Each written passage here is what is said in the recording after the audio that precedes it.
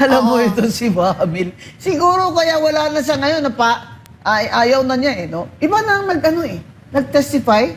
Oo nga Oo, yung babae after na. Kaya nga ibig bang sabihin if it's the law is silent, if there is no law, there is no law, there is no crime? Basic Siyempre, law doctrine if there is tipo ba? no law making it a crime, then it is not a crime. Diba? Yung disallowance is not a crime. Ayun ay sinasabi niya rin yun. And Madera versus COA already said that. Yeah. That it's a civil liability. Pinapasoli po ng gobyerno ang mga hindi allowed Oo. na ginastos ninyo dahil kulang kayo sa resibo. Ina-appeal po yun sa Reimburse. Commission and Bank doon sa 3 commissioners sa central office. So ayan, BBM, sagutin mo si Manny Pangilinan. Correct. Oh, bahala ka dyan. Nag-promise ka sa amin eh. Oh, di ba? Tama. Kaya kung hindi mo yan kaya, BBM, isuspend mo na muna ang collection ng VAT at excise tax doon sa gasolina at sa diesel at sa gasol. At habang nasa kwento tayo ng VAT, ako mas okay pa talaga, BBM, no? Sabi mo, gusto mo legacy, no? Legacy. Oh. Tanggalin mo na muna ang VAT sa lahat ng gamot. Exactly. Para sa lahat ng tao. Wala Pwede na, kahit wala kang senior, wala kang PWD. Tanggalin na ang VAT sa gamot lang. Oh. Kahit man lang gamot. O kahit ito lang, no, hanggang hindi bumababa ang gasolina at habang ang ilang milyong Pilipino pa ang walang trabaho, tanggalin mo na, BBM, huwag mo na ipakolekta yan sa BIR. Pagod ka, ganun, nakakapagod din itong impeachment na ito, parang sulit na lang eh.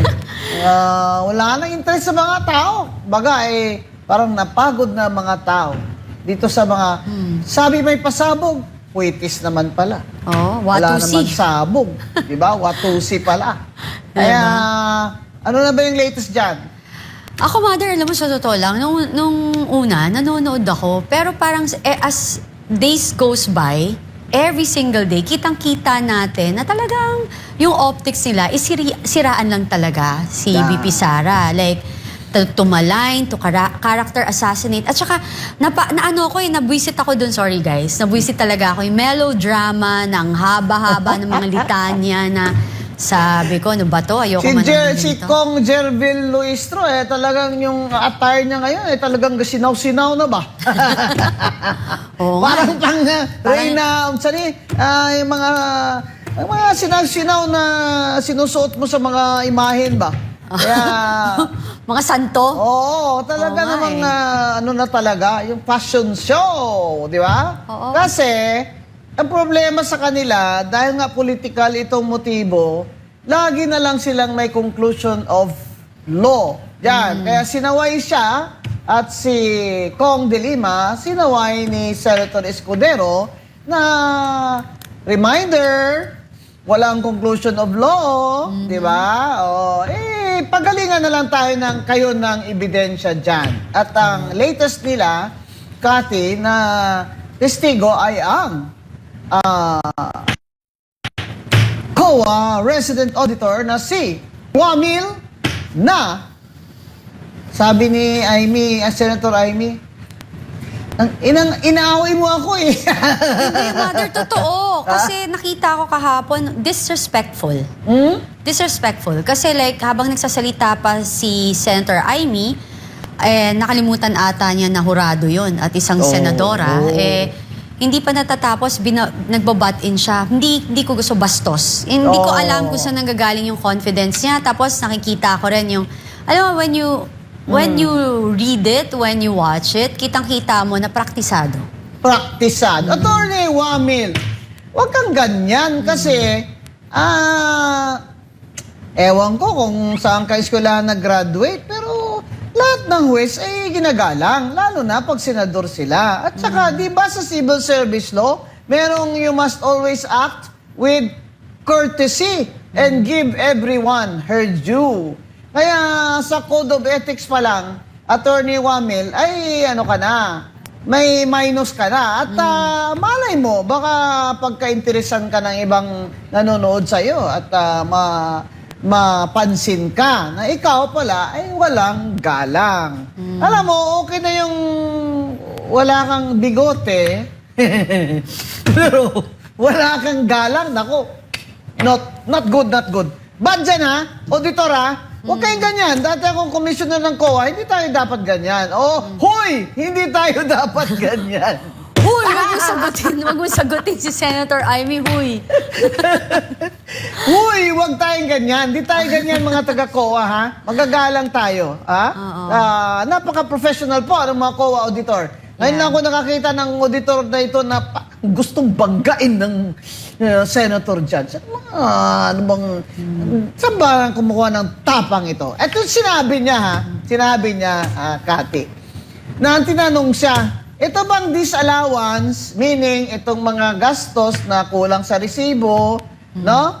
So, kulang sa OR, ito bang disallowance na ito, ay may presumption ba ito ng guilt o ano, to that effect? Sabi niya may presumption daw. Ewan ko sa'yo kung ilang taong ka na dyan sa COA, kung ilang beses mo binasa yung joint circular ng DBM at COA, Attorney Ramil, Auditor Ramil, pero walang presumption of guilt that a crime was committed. Kasi, nandyan na yan sa Madera versus Commission on Audit in 2020 na sinabi ng Supreme Court. This disallowance is only a civil liability. Pinapasoli lang, Kati, ng gobyerno. Correct. Walang crime dito. Hindi sinasabi na it is evidence or presumption of guilt. Grabe ka naman, Attorney Aguila. Pangalan ulit ito? Wamil. Actually, Sobra ka naman. Magbasa-basa ka naman ng kung sa Ilonggo pa. Magbasa ka naman ng putos ng ibos. Yung, oo. Maliban sa mga sinasabi mo, hindi na tama yan. Hindi ka pa nga nagsasite ng Supreme Court decision na hindi ka eksperto. Ba't kami maniniwala sa'yo?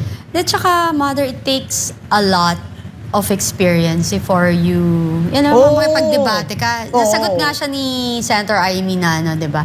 Matagal na kami sa politika, alam namin yung SARO. Kasi na-explain niya pa kay No, na-explain pa Amy niya kung ano Saro. sa araw. So, akala niya, dahil auditor siya, expert na siya.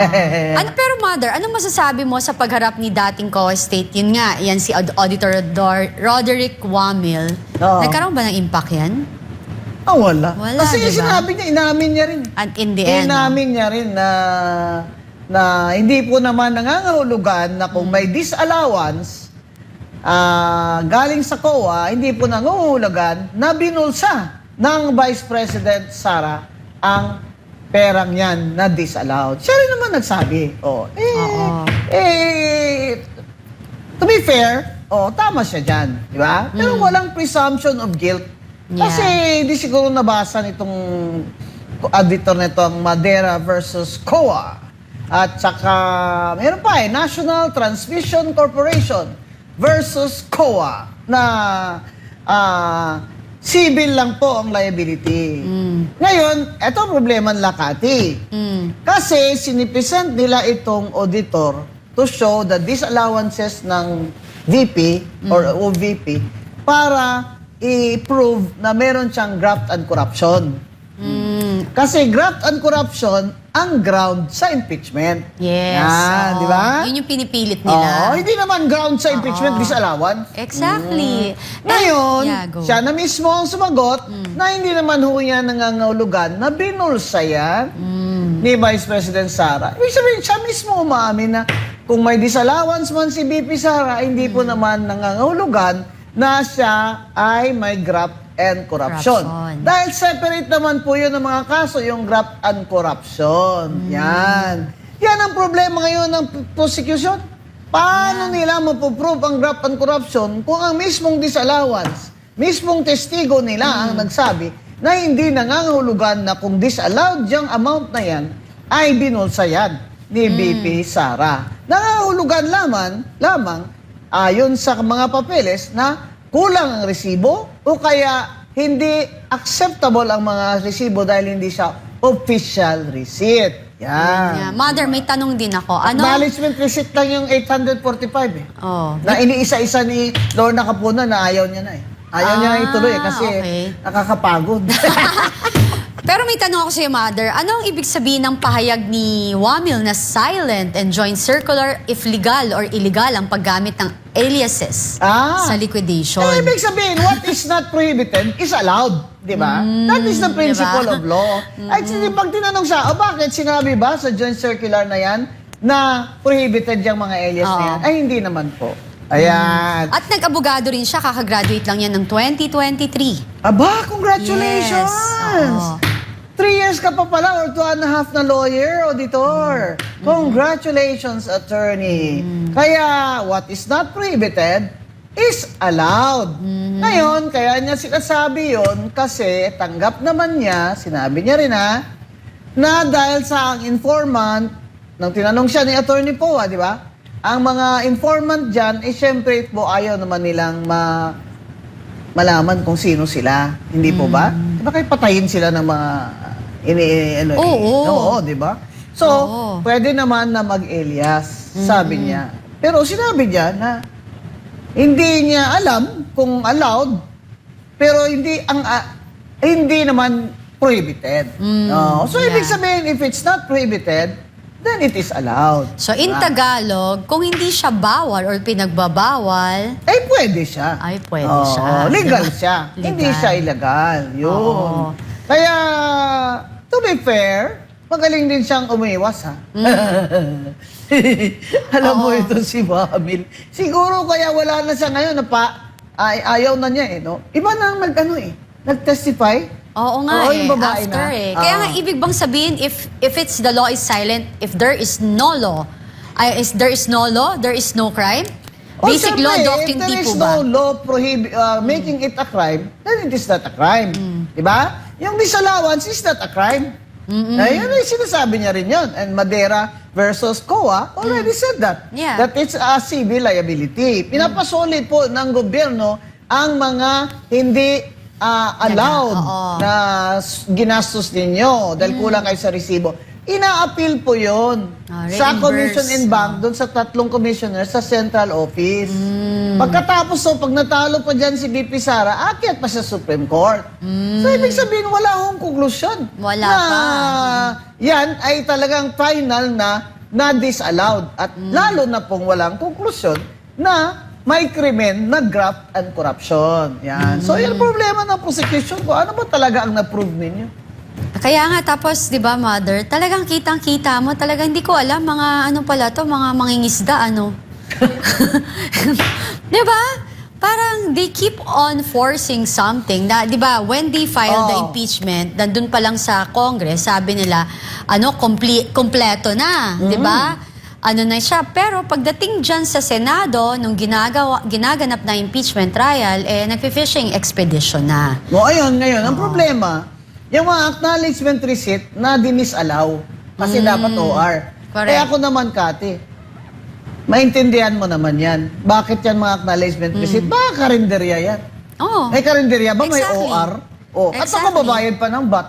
Di ba? May OR ka, Correct. may BAT ka pa doon. Yung Monggo, 60. Oh. Galonggong, 120.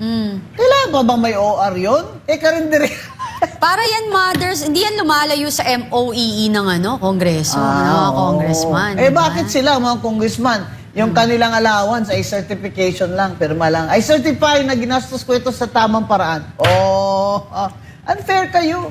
Just because congressman kayo, ganyan lang certification nyo. Hindi naman tama po yan. Pero, sige, rules are rules. Dapat naman po ang rules ay ma-justify. Kaya nga po, pag akyat niya doon sa appeal niya, sa Commission and Bank, pwede niya namang i-justify doon kung bakit acknowledgement receipt lang po yan. Pambira naman po kayo, mga karinderya ho yan yung palibot-libot doon sa lugar na kinikase ba, nabantayan nila ba. Tapos kailangan pa po may OR. Alam mo yung mga taxi, At yung Grab. Di ba sa Vietnam may resibo? Yes. Taxi? Lahat. Nakakurbata pa nga yung taxi driver. Yes. Dito walang resibo. Walang resibo. Paano yan? Nag-Grab ako. 145. Wala naman ako resibo. Actually, even yung mga mga restaurants, siya kapag bumibili ka minsan, tatanungin ka pa, kailangan niyo po ba na resibo? Oo. Di ba, tinatanong pa rin nila yun eh. Kaya acknowledgement receipt, 845 pieces, napagod na si Attorney Lorna Kapunan. Kasi dapat yun sa procedure, isa-isa patingnan niya dun sa resident auditor na humalili kay Wamil. Oo, napansin nga rin yun ng defense lawyer. I forgot the name of the girl na maliit. Small but terrible na how can you check it na habang binabasa mo, parang you're just running through it, ginaganon mo. Hindi mo kino-compare yung bawat detalye, yung 'di ba, ng resibo na parang masasabi na tama or mali, nira-run through lang niya, inaangat-angat lang niya yung papel. Oo, kaya nga nag-order na lang si Senator Escudero na, sige, katapos ito, mag-meeting kayo sa clerk of court at kung ano lang yung pagkaparehas kayo ng ebidensya na AR. Kasi may AR din ng mga defense Kung ano lang ang kaya na para hindi na yan masama sa ipoprove pa. Yan. Kasi kung ipoprove pa yan ni Atty. Kapunan 845, talagang malilate ka siya sa Odyssey. Wala na. Oo, sayang, maganda pa naman. Last showing na, Lorna. Talaga hindi kaabot. Pero Mother, hindi ba paggamit ang ginawa ng witness na preliminary lang ang findings ng audit? Recommendatory pa lang? Oo. So kung hindi pa final, paano mo ididimanda ang Vice President? Lahat ng testigong ipipresenta nila, sa tingin niyo, Mother, useless na. And they are wasting our time ba talaga? Kaya nga, bored na yung mga tao. Tapos isa-isahin mo pa yung acknowledgement receipt. Talaga, para ano? Di ba? Disallowed nga yan. Inamin na nga ng testigo ninyo na hindi naman ibig sabihin, binulsa niya yan. At meron ng Supreme Court decisions. Yeah. Madera versus COA 2020. Meron na hindi naman, civil liability lang yan. Hindi naman yan ibig sabihin, graft and corruption. Pinoprove nyo, graft and corruption ang allegation nyo sa complaint nyo, sa articles of impeachment. Tapos, ang ground sa impeachment, graft and corruption, civil lang At saka hindi nga final, di ba? Sinabi ko na Hindi final yan, Cathy. I think, hindi ko lang alam na cross-examine ba ni Atty. Poa kung naamin ba ni Atty. Wamil, ni Auditor Wamil na. Hindi naman yan final. Sa lang niya, yun lang kasi authority niya. Ngayon, yung pagkaintindi niya na acknowledgement receipt, hindi pwede, dapat OR talaga ng karinderya. Hindi rin-allow niya. Ayan. Pero hindi pa natin nakikita, Cathy, ano yung mga acknowledgement receipt na disallowed. Sample, sabi nila, medicine daw. Abay, Possible. medicine. Oh. May nagkasakit. Possible. Paano kung yung inuutusan niya May nagkasakit. may diabetic? May COVID. Oo, di ba? Then, tsaka, bakit ba Naghanap bawal lang ng yata ang butas. confidential fund sa medicines? Pero yung confidential fund ba ni BBM saan napunta? Sa medicine din, Mother. Bakit Kaso, sa bawal na medicine? bawal na medicine. So, Mother, if you're a lawyer, di ba? So, anong masasabi mo na? Illegal ba ang acknowledgement receipt sa mga liquidation? Kasi sa datingan ng pagtatanong ng mga senador judge, dapat ang OR ang pagliliquidate at hindi AR. Yun ang rule sa COA. Diba? Oo. Okay. OR talaga. Pero may tinatawag naman doon ng justification. Yun nga pong sinasabi ko, kung karinderya naman po, wala naman po talagang OR doon. Correct, correct. Grabe naman kayo kung nagmerienda po sila ng, kunyari ay sa bulaluhan, ganyan. Ilan sila? 20 sila. Ganon. Wala naman pong ganyan. Pero makikita naman ninyo saan ang bulaluhan. Anong pangalan ng may-ari? Meron naman nun sa acknowledgement receipt. Correct. Baka mga telepono pa ngayon. Ako nga, gusto ko tuloy makita yung mga mga... AR. O, diba? Oo. Na mga, at saka hindi lang, Mother, wag lang si BP, lahat. Si BBM. Oo. Diba? Or your past president na inaudit din nila. Hindi lang si PRRD, si Ninoy, lahat. Diba? Para ma-compare natin na kung everybody's using the same or talagang kay BP Sara lang sila nagiging stricto kasi hinahanapan nilang ng butas. Pero Mother, may isa akong senator, judge, na niraise sa hearing if may conflict of interest na abogado ni BP Sara, si Attorney Michael Poa daw, na nagkaroon ng meeting sa COA sa notice of disallowance ng OVP. Pero para kay Presiding Officer Escudero, hindi naman si Powa ang nasasaktal, kundi ang Vice President. Any comment on that? Peka, kung pumunta ang Chief of Staff Yun. sa OWA Auditor doon sa Office of the VP, hindi naman po yan crime. Oo. Hindi naman yan bawal. Kami, di ba, mga noon, commissioner kami, pag may tanong sa disallowance, siyempre, papuntahin ko doon yung administrative officer ko. Pagtanong, bakit ho ito disallowed? Ito po? Ito po ba yun? Anong pong kulang dyan? Di ba? Hindi naman ho yan ibig sabihin na kinukuntsaba niya. In fact, it shows na hindi talaga niya nakuntsaba. Di ba? Kasi ang daming testimony ni Attorney Wamel na, na hindi naman pabor sa kay at VP. Saka, yung sabi nga naman, tama naman si Senator Escudero. Hindi naman si Atty. Boa na sasakdal. Exactly. At saka, yung isang comment nga na bakit ang disallowance sa pangalan ni VP Sara na hindi naman siya ang tumanggap ng mga cash na yon. Tama, diba? tama. Kasi dinidisburse yun sa mga kumbaga yung supervising doon na security or sa yung informant nila, di ba? Yeah. Pero ang sabi niya ng COA na ang head of agency po ang dinidisallow. Okay. Oo. Ang head of agency ang dinidisallow. Correct. Okay yan. Pero ano ba nangyari doon sa sa PhilHealth na bonus? Ha? Yung may isang senador dyan, nag-bonus sa PhilHealth eh. Anong nangyari doon? Di ba yung disallowed? Ano yung balita doon? Oo. Kasi dapat kahit na 10 years ago pa yan, wala namang expiration yan. Oo, dapat. Yun nga Dapat sinasabi ko. pasoli yan. Yes, yun nga yung sinasabi ko, Mother. Dapat hindi selective. Kasi ang nangyayari ngayon dito, dahil ang motibo talaga nila, talaga namang may impeach si VP Sara, sa kanya lahat nakafocus, di ba? Siyempre, hindi nila matatalo tama eh. Tingnan mo sa survey. Hindi pa rin bumababa. Oo, lalong tumataas. Kahit mabuti pa si pangalan nitong Sino? may tatakbo daw na presidente. Si Bomba. May ipapatakbuhin daw si BBM eh. Kasi hindi na pwede si Martin Romualdez ngayon. Naghahanap na siya ng kanyang bagong kandidato. Kaya yung mga survey na yan, kung sino-sino na lang ang tinatapat nila kay BP Sara, may si Leni Robredo, may si Risa Ontiveros. Diba? Pero Mother, tingnan mo yung mga yung nakakulong. Si dating Congressman Mike Defensor, number 15 sa survey For Senator. Diba? Diba? So yung tao talaga ngayon, hindi na bulag, hindi na nila mabubola. Kasi sa sobrang tagal na actually, Mother, for the longest time, ganito talaga ang ginagawa sa mga kalaban sa politika ng bawat administrasyon, no? Diba? They will try to character assassinate, slander, diba? I-malign yung mga personalidad na alam nilang kalaban nila na malakas sa darating na eleksyon.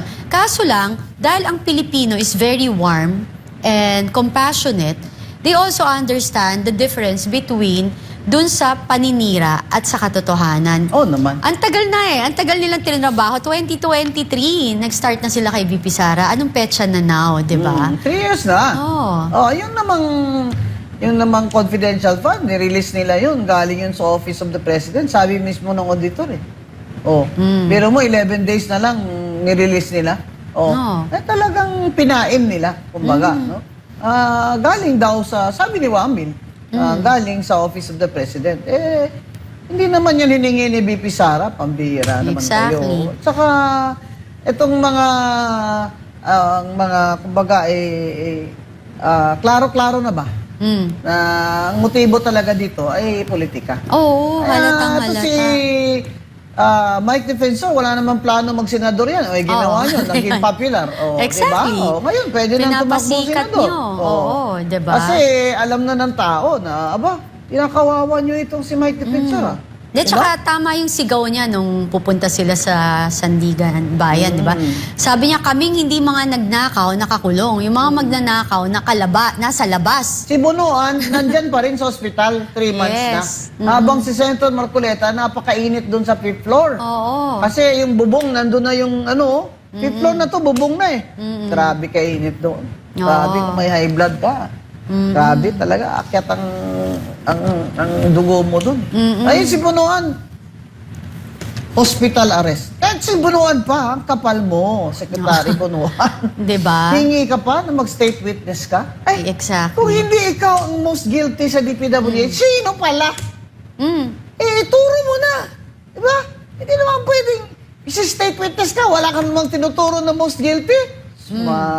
Ako, I can't wait eh. Ewan ko dyan kay Martin Romualdez na pabitin-bitin pa na kung talagang hindi siya yung may kasalanan, ilabas mo na kung sino yung totoong Oo mastermind. nga, Martin. Ito, Diba? Nakikipag-deal ka ba? Oo, Diba? unsolicited advice itong sa akin. Kahit tayo talaga, mortal enemy kita. Hindi mo ako pinaupo sa P3 PWD. Hindi, nanalo na kami sa Supreme Court. Di mo pa rin pinaupo yung substitute ko, Kaya ako, nagtitimpi lang ako sa'yo. Makikita mo, bibilib ako sa'yo pag ikaw ay magsabing, hindi ako ang mastermind, si BBM ang mastermind. Kasi sabi niya sa executive daw eh. So, yung DBM yun. Sabihin mo na. Amina Pangandaman, nasa na kaya yun? Trijiv Olivar. Hindi, na-promote na nga yun. Diba? Oo nga. Na-promote na nga Diba? yung sa bangko, Islamic Bank. Kaya, itong gobyernong administrasyon ni BBM ay wala tayong tiwala. Kaya ganyan bulusok ang trust rating niya. At ang utang, ayun. Oh my gosh. 19 trillion na. At umakyat ng 4-something% ang ating walang mga trabaho sa bansa natin. 2.5 million.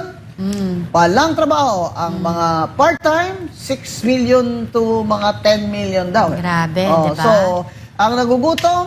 Times 4. Times 4, kalahati ng Pilipino. diba? At nakita ko, Pati, sa mga foreign news, pinifeature na ngayon yung mga Pilipino na kumukuha ng basura, pagkain sa pagpag. basura, tawag pagpag. Oo. Kawawa naman talaga. kababayan. Mother, kahapon, nung hinatid ko, yesterday morning, Grabe. hinatid ko yung anak ko sa school. Every morning yan, di ba? So nakita ko, may mama, alam mo, may pilay siya, may bandage siya, pero may buhat siya ng paninda niya na nakasupot. Umuulan. Naiyak ako. Kasi alam mo yung sa akin, look at those type of people na ang hirap ng buhay, ang lakas ng ulan, namumuhay ang hirap ng pamumuhay nila, pero sinusubukan nilang itawid ang pang-araw-araw nilang kabuhayan habang yung mga korap at mga buhaya, hippopotamus dyan sa gobyerno natin, hayahay.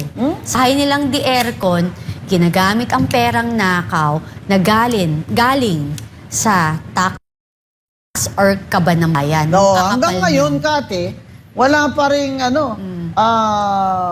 reprieve. Kumbaga, walang pahinga ang mga working people, lalo na ang drivers sa Grab, sa jeepney, sa mga fisher folk. Kasi yung diesel ay umakyat na naman. Oo, Mother, Kasi grabe. ayaw ni Bongbong na i-suspend na muna ang koleksyon ng VAT at excise tax sa fuel at sa gasol. Mother, ako yung gasoline ko, yung isang small mini SUV ko ang full tank nun, even though kasi kung Blaze 110, diba? Talagang pinromote pa. Siya, 4.6 before ngayon nasa na ako, 2,000 something umakyat 7,000 ikaw something. nga, nakaka-afford ka nagre-reklamo ka. Diba? Yung mga sinasakyan kong Grab, ganun talaga reklamo, araw-araw. Ay ma'am, hand to mouth na lang talaga kami, attorney. Hand to mouth na lang, makakita kami ng 1,000 sang araw, 15 hours ho namin pasada yun, 12 oras. Ay, swerte na po kami. Ano ba talaga, BBM? Kumusta yung SONA, Mother? May na-achieve ba? May gusto sabi niya wag nang i-charge sa mga tao ang systems loss. Diba? Standing ovation naman itong mga tuta. Kala mo sa kanya nang galing yun, diba? Diba? Si Senator Marcoleta, matagal na yan nagsasabi ng ganyan. Diba? Problema ni Bongbong, nasa Ipira Law yun. Oo, Ipira Law nga. Totoo. Kailangan i-amend pa. Ngayon, sumagot si Manny Pangilinan ng Meralco, mayari. Sabi niya, sino naman ang sasagot nun? We will not survive. Kung tanggalin namin yung systems, sino ang sasagot nun? Ayan, BBM. Sagutin mo si Manny Pangilinan. Correct. Bahala ka dyan. Nag-promise ka sa amin diba? Tama. Kaya kung hindi mo yan kaya, BBM, isuspend mo na muna ang koleksyon ng VAT at excise tax doon sa gasolina at sa diesel at sa gasol. At habang nasa kwento tayo ng VAT, ako mas okay pa talaga BBM, no? Sabi mo gusto mo legacy, no? Legacy. Oh. Tanggalin mo na muna ang VAT sa lahat ng gamot Exactly. para sa lahat ng tao. Mhm. Wala Pwede yun. na, kahit wala kang senior, wala kang PWD. Tanggalin na ang VAT sa gamot lang. Oh. Kahit man lang gamot. O kahit ito lang, no, hanggang hindi bumababa ang gasolina at habang ang ilang milyong Pilipino pa ang walang trabaho, tanggalin mo na BBM, huwag mo na ipakolekta yan sa BIR.